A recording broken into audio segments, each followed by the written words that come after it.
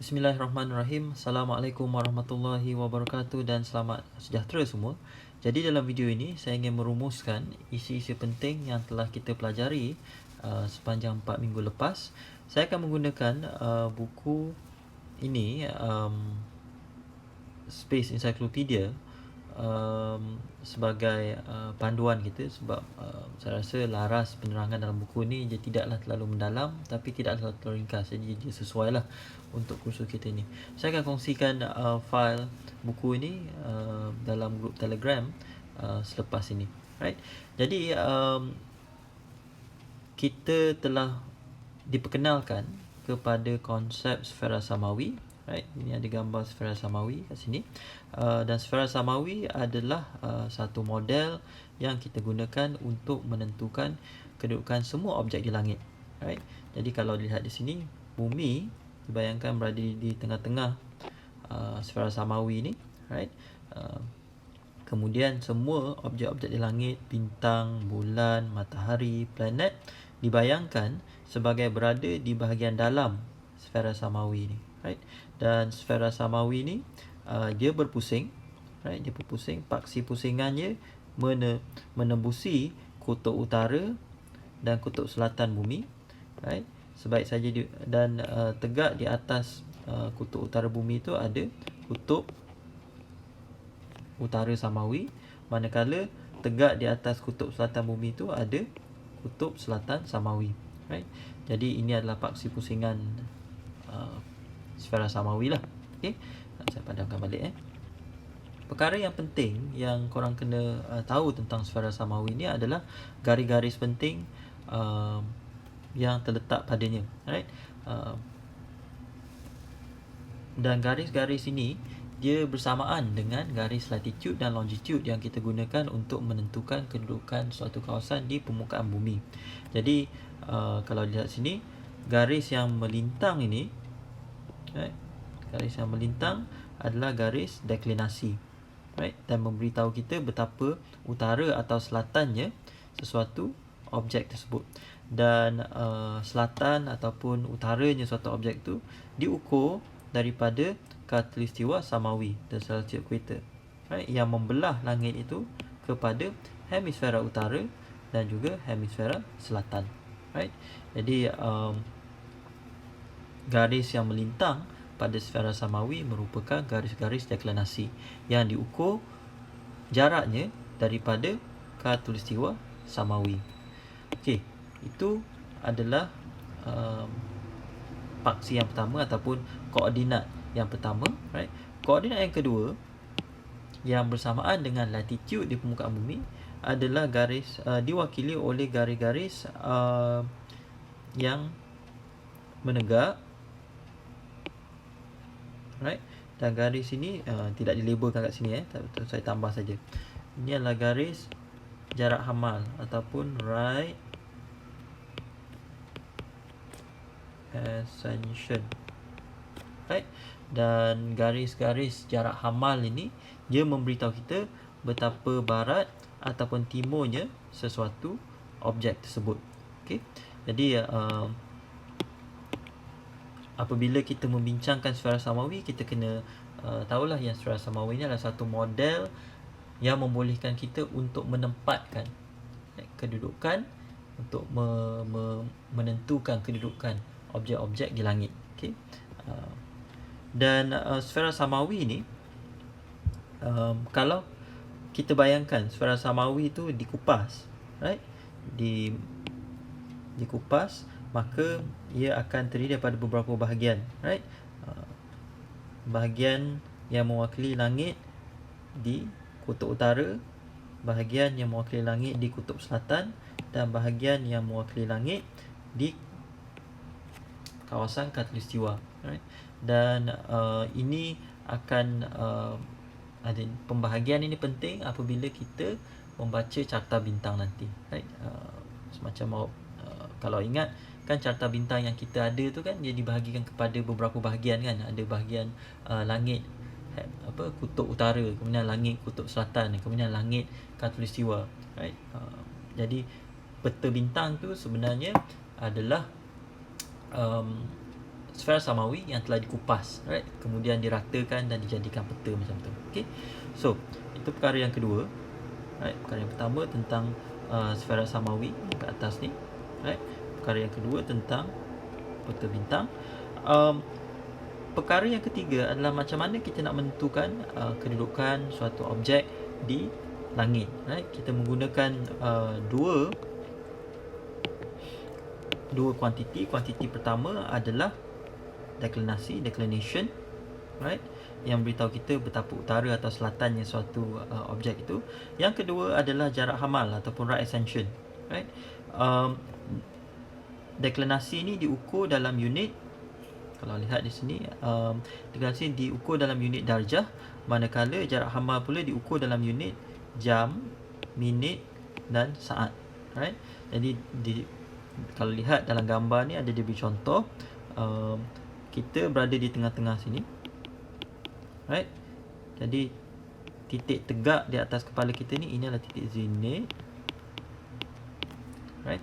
Jadi yang ini adalah ufuk kita, right. Ini adalah permukaan tanah kita. Okey, saya padamkan ni. Jadi kalau ada satu bintang di sini, right, kalau lihat deklinasi je ataupun dia punya bukan deklinasi je, dia punya jarak hamal je adalah 2 jam 45 minit, right. Dan kalau dilihat sini, 2 jam tu diukur daripada garis sini, right, daripada garis sini, right. So 2 jam 45 darjah, 2 jam 45 darjah, right.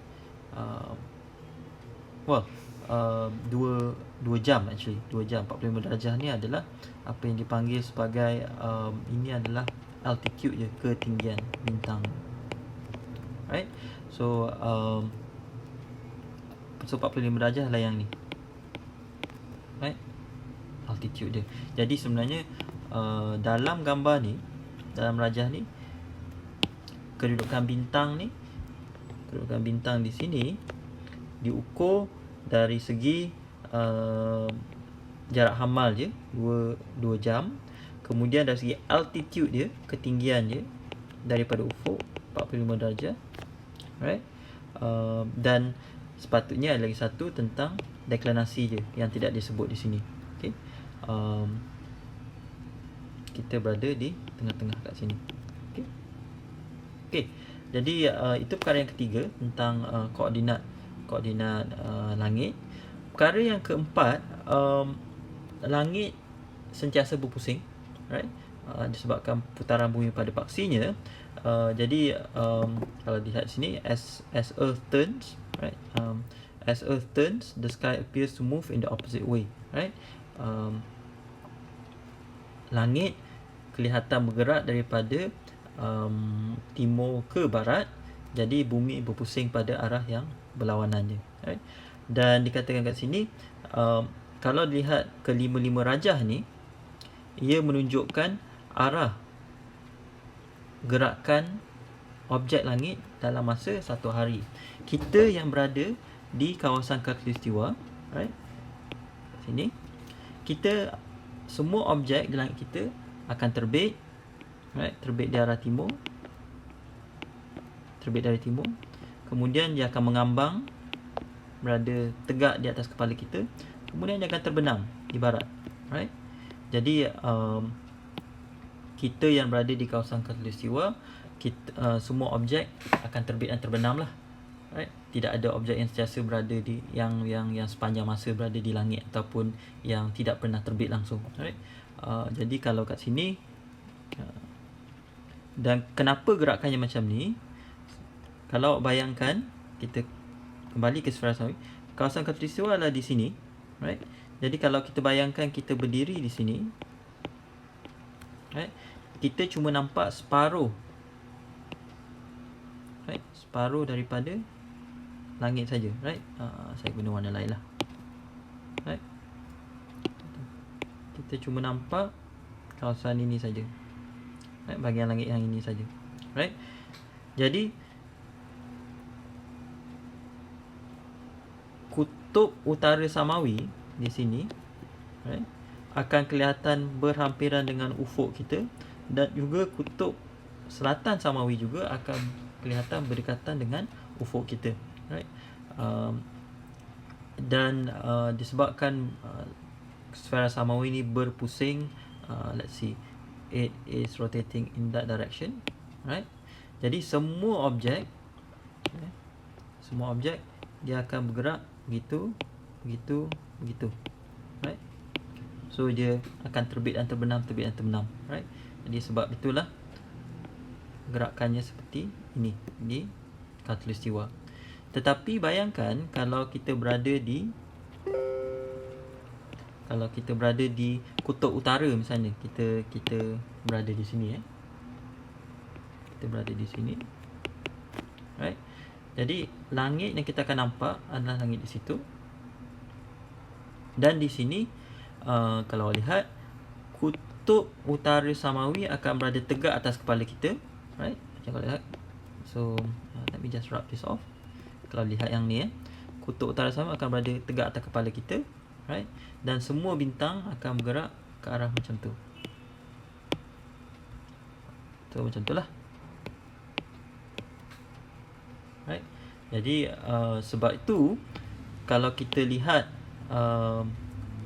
lintasan bintang ataupun star trail di latitude yang berbeza, right, maka kita akan dapati kecondongan ataupun orientasi star trail tu akan berbeza-beza, right? Awak tak perlu hafal orientasi ni, tapi awak kena faham kenapa orientasi ni berbeza-beza di latitude yang berbeza. Maksudnya awak kena faham bagaimana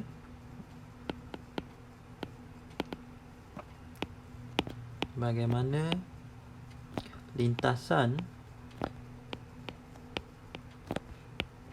bintang ataupun star trail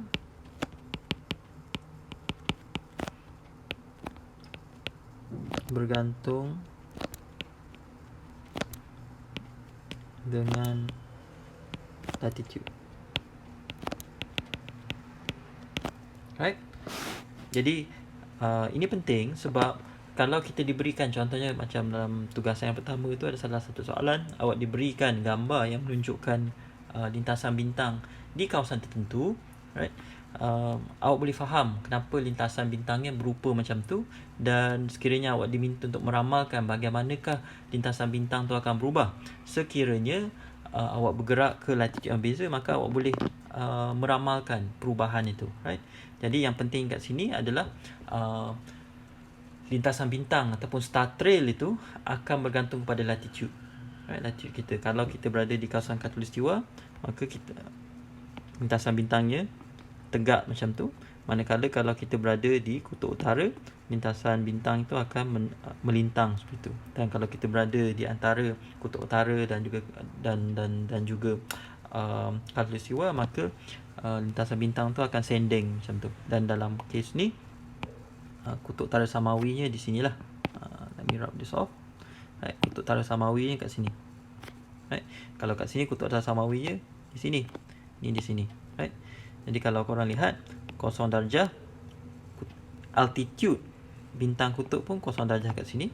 Kat sini altitude bintang kutubnya, right, sudutnya kat sini 45 darjah. Manakala kat sini altitude bintang kutubnya 90 darjah, dan itu bersamaan dengan latitude kawasan tersebut, right? Jadi itu beberapa 4 perkara penting yang awak perlu ketahui berkenaan dengan sfera samawi lah. Pertamanya tentang apa itu sfera samawi. Kedua, bagaimana sfera samawi itu berkait dengan peta bintang. Ketiga, macam mana kita menentukan kedudukan objek di langit menggunakan koordinat samawi, menggunakan deklinasi, menggunakan jarak hamal, menggunakan altitude.